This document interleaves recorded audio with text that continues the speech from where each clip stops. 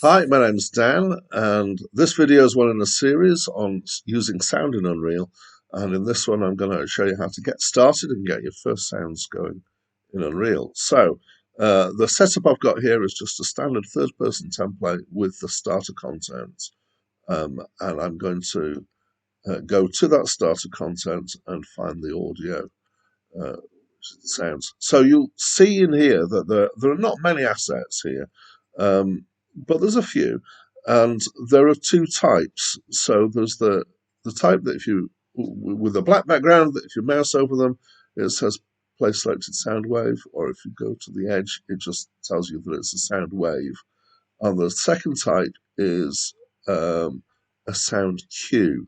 Now, we're doing sound cues, which are a bit more complicated, in a later video. So we're going to stick with sound waves at the moment, which are basically just a sound file.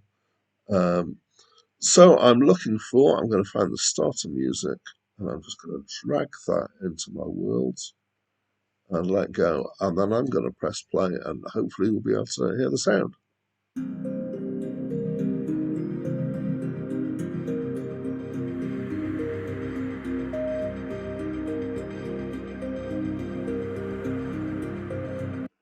So you'll notice that as I was running around there, the sound didn't change, although it's positioned at this precise place in the world.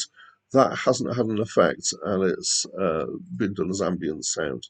Uh, there is a very important setting, so there's a whole lot of details here, as there is for any asset in the world, on the right-hand side, and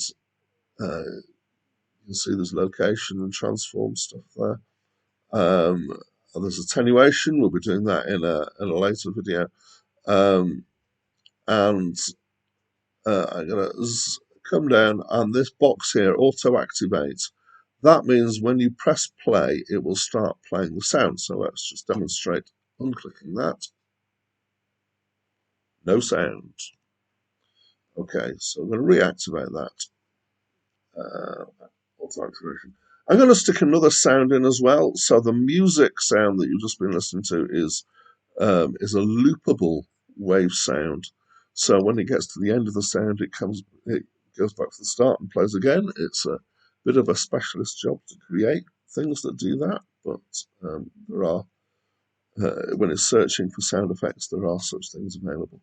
The other thing I'm going to put in is let's have an explosion. Who doesn't like a nice explosion? Put that in the world. So when I press play, that should play the explosion.